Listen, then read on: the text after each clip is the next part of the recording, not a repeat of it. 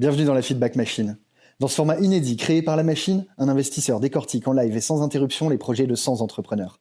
Alors si tu cherches à comprendre comment analyser rapidement une boîte ou simplement à prendre un shoot de réalité entrepreneuriale, t'es au bon endroit. Tout de suite, un nouveau pitch et de nouveaux feedbacks par Jean de la Roche-Brochard, l'invité de la première édition. Et si toi aussi tu veux tenter l'exercice, rends-toi sur www.lamachine.com. Salut. Salut. Alors, qu'est-ce que c'est ça? Bonjour Jean. Moi je m'appelle Hugo, je suis cofondateur de Noctua et du coup c'est une thérapie digitale pour les patients cardiovasculaires. Ok, Plus spécifiquement, on accompagne les patients après un infarctus du myocarde. sympa. Et donc pourquoi en fait? Parce qu'en France tous les ans, il y a à peu près 100 000 personnes qui font une crise cardiaque, un infarctus. Combien? 100 000, 130 000 exactement. Et ce qui est assez dramatique, c'est qu'un patient sur deux n'a pas de rendez-vous avec un cardiologue dans l'année à cause de la démographie médicale en berne. Ok, Et un patient sur trois est réhospitalisé dans les 6 mois. d'accord. Donc c'est évidemment un coût humain important, mais aussi un coût économique, parce que c'est près de 20 000 euros par réhospitalisation avec les coûts directs, les coûts indirects. Donc tout l'enjeu, c'est comment est-ce qu'on peut accompagner mieux les patients à la sortie de l'hôpital. Alors, comment on fait ça du coup? Comment on fait ça? C'est toute la solution Noctua Care. Donc là, tu as la petite boîte qu'on donne aux patients quand ils sortent de l'hôpital, Ouais. qu'ils ont eu leur petite crise cardiaque. L'idée, c'est surtout qu'ils partent pas de l'hôpital. Cardiaque. Petite crise cardiaque, Ah, j'ai exactement. mal au genou. Ok. Tu rigoles, mais malheureusement, il y a un patient sur deux qui n'a pas conscience qu'une crise cardiaque, C'est c'est... Life is qui fait des Les défibrillateurs, oui, exactement. Non, je suis sensibilisé au sujet. C'est ce qui est dramatique, c'est qu'aujourd'hui, il y a près d'un patient sur deux, en quittant l'hôpital, il n'est même pas conscient qu'une crise cardiaque, en fait, c'est quelque chose de chronique. Ouais. C'est-à-dire, une fois qu'on l'a fait, il faut être suivi. Chaud. Et donc, toute l'idée, c'est qu'il Qu'est-ce que se tu rende compte fais qu'il y avec a un ton problème. application? Alors, nous, notre application, donc, c'est une thérapie digitale. Notre objectif, c'est de la valider cliniquement et d'obtenir un remboursement par l'assurance maladie en tant que DTX en cardiologie. Ouais. Et l'idée, c'est quoi? Il y a des objectifs de prévention qui sont très clairs, qui sont dictés par les cardiologues, le cholestérol, le diabète, la tension. Ça, médicalement, c'est bien scripté, mais le patient, il s'en fout un Et petit il peu. faisait comment avant, le patient, pour suivre ça? Ouais. Avant, en fait, il le suit pas. Dans la majorité des cas, un patient aujourd'hui, il est simplement renvoyé à domicile et il se passe absolument rien en termes de suivi, à part Dingue. peut-être un rendez-vous avec le médecin généraliste. Sauf Ok. que le médecin généraliste, il n'est pas spécialiste. Donc, ce qui se passe, c'est aujourd'hui, les traitements sont sous-optimisés. Donc, il y a plus de patients qui récidivent parce qu'ils ne sont pas en mesure d'avoir un suivi cardiovasculaire suffisant. Ok.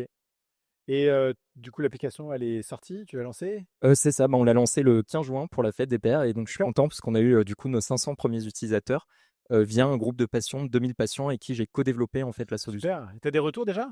Ouais, on a des super retours. Déjà, on est content parce que sur les 300 premiers patients qui sont inscrits, on en a 150 qui sont revenus la deuxième semaine pour utiliser l'application. Et je suis très heureux puisque j'échange avec ces personnes-là au quotidien et ils me disent que ça les aide énormément. Et ce qu'on a découvert, c'est que on a beaucoup de gens qui sont des aidants qui utilisent l'application. Ouais, c'est quelque chose que j'ai posé. Il n'y a pas un intérêt à lancer des notifications aux proches de ces gens qui ont fait un infarctus pour leur dire hé, machin, il n'a pas suivi son protocole, quoi. Du coup, c'est pour ça que sur l'appli, tu peux t'inscrire soit en tant que patient, soit en tant qu'aidant. Génial. Donc, on te donne des programmes différents. Et c'est là où on s'est rendu compte qu'on avait beaucoup d'utilisatrices. Parce qu'en fait, c'est assez triste en 2025, mais quand c'est l'homme qui a une crise cardiaque, c'est souvent madame qui a la charge de la maladie.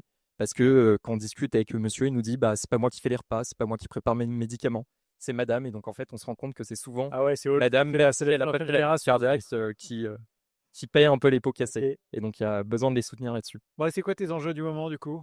Alors moi, j'ai 3 enjeux aujourd'hui, 3 questions. La première, c'est le go-to-market. Donc comme je te l'ai dit, l'objectif aujourd'hui, c'est d'aller vers le DTX, être le premier DTX en France à être remboursé pour le syndrome coronarien aigu, l'infarctus du myocarde. Ouais. Aujourd'hui, clairement, quand on en parle au VC, ça fait peur, parce qu'il y a 4 projets qui ont essayé d'obtenir le DTX via Pékin en France.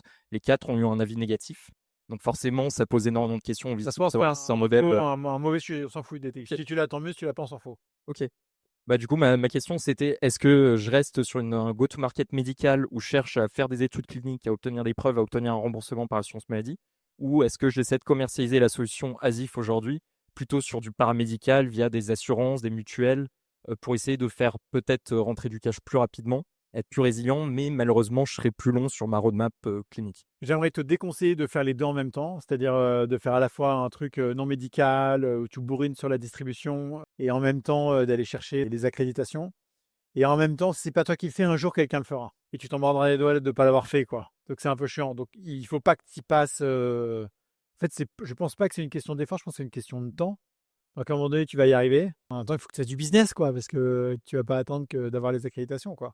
Et tu le vends combien ton produit? Alors aujourd'hui, on a un abonnement B2C à 30 euros par mois. On s'est rendu compte que malheureusement, il n'y avait qu'une sous-couche de la population qui était capable de le payer. Des avocats, des chefs d'entreprise. Ouais, c'est cher. C'est cher et c'est pour ça que justement on travaille. Aujourd'hui, on a une partie assez importante humaine. On peut échanger avec des praticiens. On remplace ça aujourd'hui par des agents où l'idée c'est du coup on automatise pour réduire les coûts et donc rendre ça plus accessible. Mais du coup, voilà, pour essayer de rendre ça plus accessible. Et notre objectif avec le DTX, par contre, on se ment à 360 € pour un trimestre. OK, super. Bah, écoute, c'est un super projet, lâche rien, c'est bien, hein. Bravo. Bah, merci beaucoup. On espère que ce format t'a plu. N'hésite pas à liker, partager et surtout à t'abonner au compte de la machine pour ne rien rater de nos prochains contenus.